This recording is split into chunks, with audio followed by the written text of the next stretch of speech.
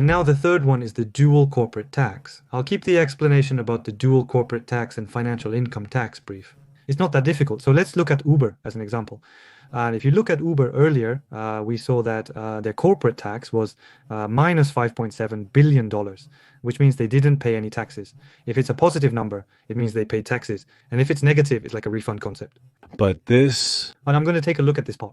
The reason why this is important is because due to the corporate tax effect, the earnings per share in 2024 will actually increase significantly. that's what happened. And then, So in 2025, the net profit is $2.86, but the earnings per share comes out showing a 37% drop.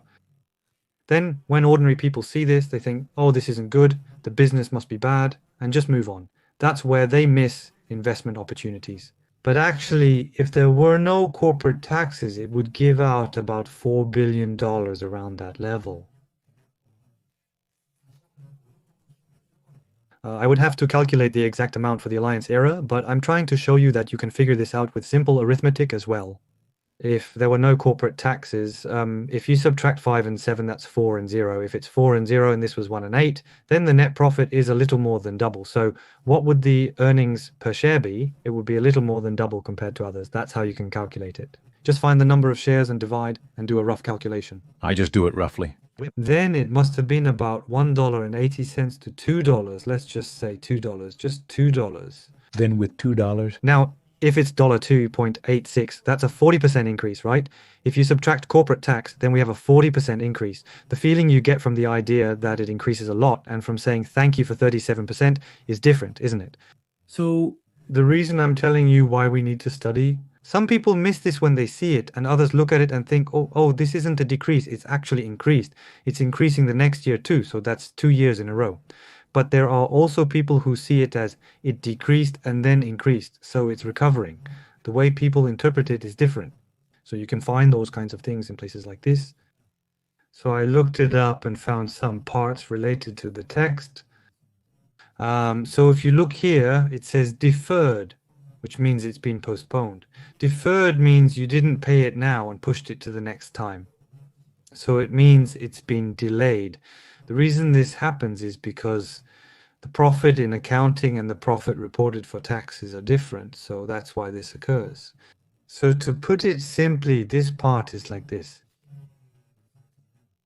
If I have accumulated losses, then I don't pay corporate tax. If the losses keep accumulating, and then when there is a loss, they set it as an allowance for valuation loss. Later, after setting up the allowance for valuation loss, if the company starts making money, this allowance is like money saved up to offset future losses, like savings to use later. But then suddenly the company starts making a profit, and as net income starts to come in, the savings jar from before isn't needed anymore. Breaking this savings jar is what the so-called deferred corporate tax does. So when future profits become certain, what you do at this point is recognize it as a deferred corporate tax asset. allowance for valuation, as I mentioned earlier. It means breaking the common reserve I mentioned earlier and reversing the allowance for valuation. And finally, where do we reflect it? We just change it to a negative amount in the second line of a corporate tax on the income statement. And by changing it to a negative amount, that amount, Now it's refunded. the concept that counts as a refund is the second line of corporate tax. But the important thing is it's a profit on the books, not actual cash inflow. So what you set aside as a reserve is processed as a minus, which makes the profit on the books look bigger, but it doesn't mean cash flow is coming in. So you need to pay attention to that, and it shows up on the cash flow statement. The next important thing is you just need to remember this. The effect of deferred corporate tax is generally a one-time thing, because there was an accumulated loss, or sometimes there are cases like this. There are also cases where you get a government benefit and receive a tax refund. Since you don't get it back every year, it's reasonable to assume that it won't happen much in the following year. So earlier. Even in the case of Uber, although there were a lot of occurrences below, it's reasonable to assume that it won't happen in the following year. When that disappears, this decreases, so it's understandable that the earnings per share goes down as well. So actually, you know how this earnings per share removes the parts that disappeared earlier? It's about taking out these one-time items. Taking that out, we call the indicator non-generally accepted accounting principles. Generally accepted accounting principles earnings per share includes all of that, but non-generally accepted accounting principles is when you remove those one-time items. Earnings per share probably didn't come out as 4 or 5 here, it probably came out lower, so that's why non-generally accepted accounting principles is needed. So the effect of deferred tax is temporary, so it's correct to see it as something that won't occur next time. No matter what, the start of a dream is important. Let go of your greed and grow little by little every day. Enjoy today's journey. Even if a dark challenge comes, I'm not afraid. Retire with United States stocks. Continuing from the last part, financial gains and interest gains are easy, so I'll just move on. These occur because of financial gains and interest gains. So if you look at this, in the case of Monday.com, a lot of interest income occurred. And in the case of Bluefield, a lot of financial expenses occurred. So if you look at the operating profit, it's $21 million, but the net profit was $32 million. In between, I mentioned these three things. I've explained this so far, and now I'm explaining this one. Financial expenses. These are basically interest expenses. You see a minus sign in front of the interest expenses here. The minus sign means that there was financial income.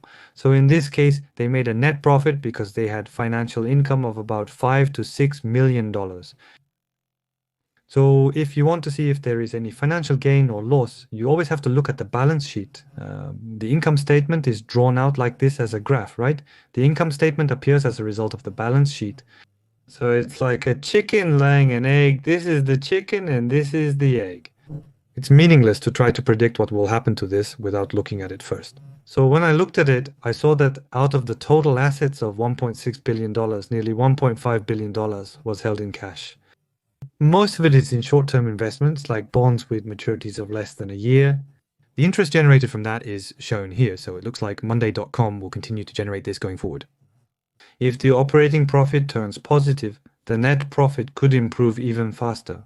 Also, this company has an amazing business model that can make money without any investment in tangible assets or anything else. So, if the operating profit turns positive, it becomes quite attractive, and with that cash, it's a company that could engage in M&A or similar activities. That's how I would assess it. In the case of Bildo, it's the opposite. They made as much as $2.2 billion in operating profit. Wow, with these kinds of assets, but the net income is minus 600 million. There are two reasons for that, and one is that the foreign exchange gains and losses are significantly negative. This is an issue you need to check, like I mentioned earlier, regarding controlling shareholders and such. Try to work on that as homework. The second is that financial costs amounted to as much as $1 billion. If this continues to go out, profits will inevitably keep decreasing. How can we predict whether it will keep going out or not? That's when I tell you to look at the balance sheet. So when you look, you'll see that under liabilities, there's a loan balance of $12 billion. This $12 billion is what generates the interest expense. If you want to know the interest rate, you can find all of that in the electronic disclosure. It shows you the notes, their interest rates, and their maturities. If you calculate it, it comes out to about 7 to 8%.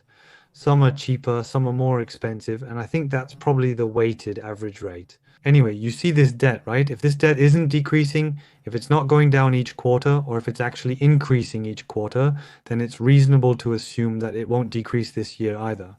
But if interest rates go down, there's a chance it could decrease a bit.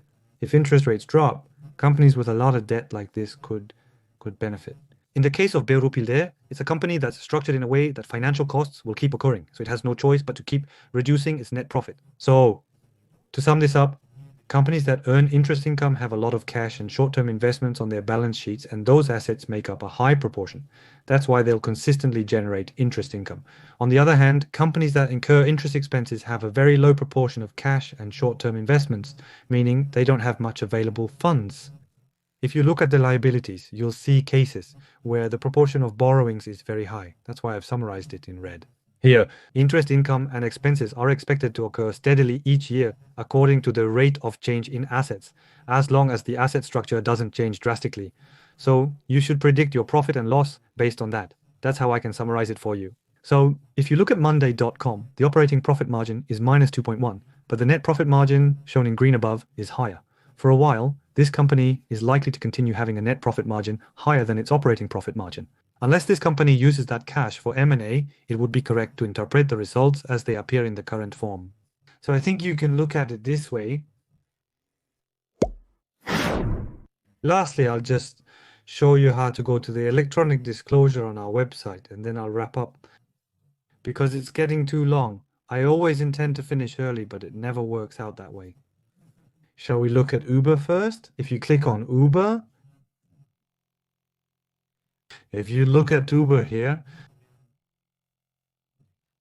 you see there's a go to electronic disclosure link right here. If you look here, it's right there. Not many sites provide this link to electronic disclosure directly. You probably won't find that very easily. Most people hardly ever click on it, but if you click go to electronic disclosure here, it will take you directly to the electronic disclosure page for Uber. So you don't need to go to electronic data gathering, analysis and retrieval and search for the stock or anything like that. If you look here, you can see all the recent disclosures. If you want to see the quarterly ones, just click here and check the 10Q. If you click view all here, everything will show up. You can see all the 10Qs and 10Ks like this. If you want to use the data from the annual reports, click on the 10K. If you need to look at the quarterly reports, then click on the 10Q. So if you click on the filing data and then click on the 10Q, you'll see this section that I blocked earlier, but it's really hard to understand, right? If you click on the section on the left, it will show up like this. You can go straight to the income statement with this and things like notes, income, and tax. You can go directly to those as well. You can look for more by going there, but if you click on the section here, you can search and do it from here as well. If you want to find a specific word, press Ctrl F and type in tax. Then it will quickly find only the items related to tax. Then And you can find the parts that I mentioned earlier that have changed in the tax section like this.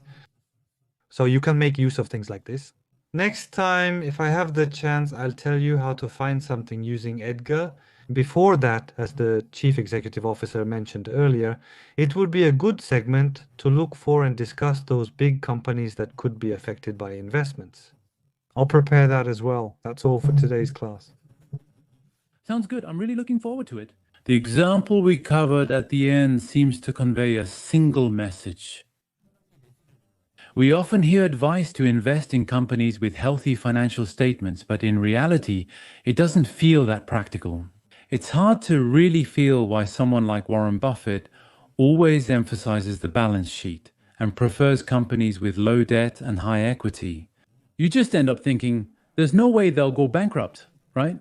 But actually, it's not just about finding healthy companies because they might go bankrupt. We see that this is also connected to their performance. If a company has a lot of debt, its costs eventually increase, making it hard to generate healthy net profits. I think we were able to confirm this today.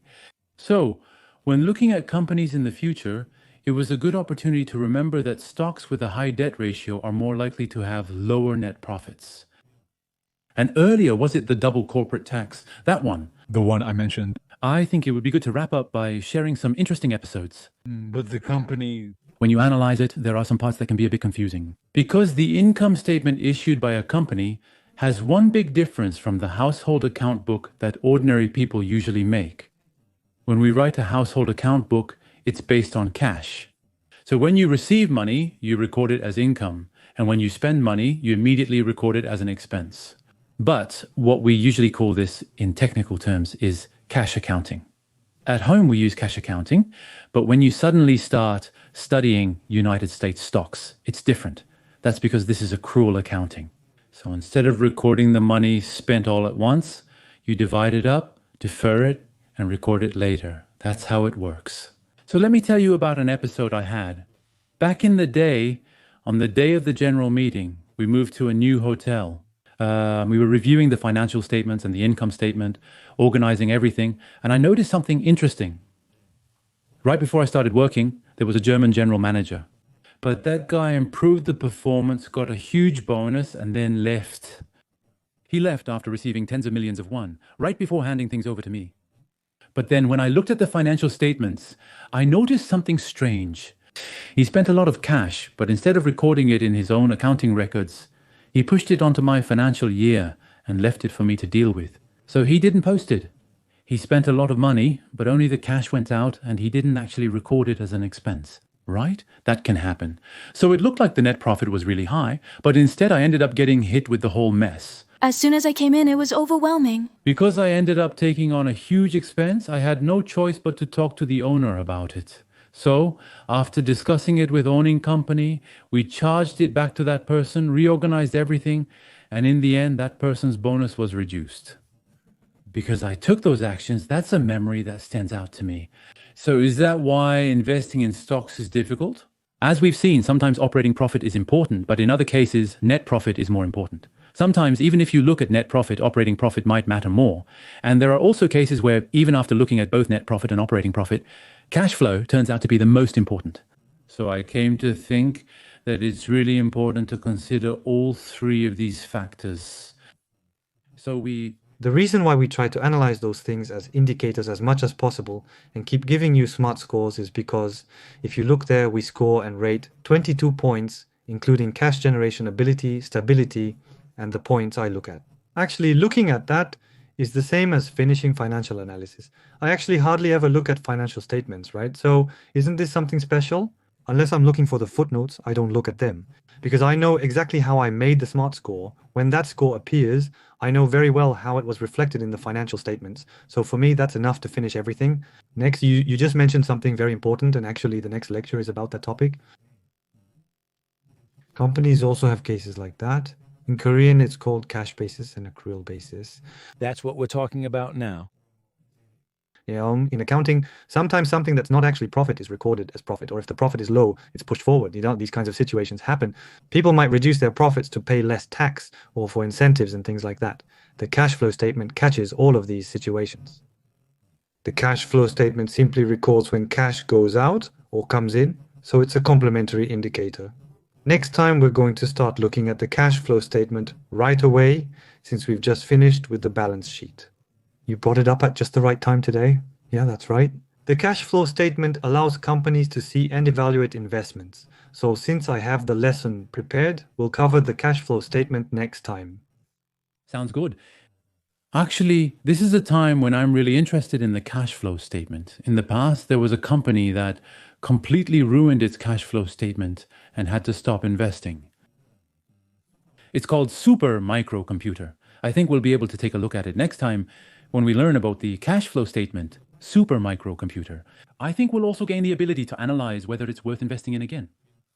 As you mentioned earlier today, the difficulty level was a bit high. It was quite challenging, but the example was very familiar, with Uber appearing. Also, since we learned directly why we need to understand this part, rather than analyzing everything ourselves, I think it would be good to be satisfied just by understanding this kind of story.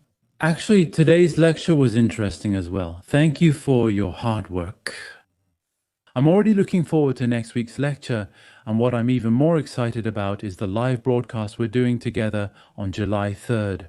I'll do my best to prepare for it. I've carefully selected 5 stocks, and I want you to evaluate them objectively and critically, not just analyze them positively based on my selection. Yes, I understand, yes. Then I'll see you again next time. Have a great weekend. Yes, you too, Chief Executive Officer. Have a good weekend. Thank you, yes. Thank you.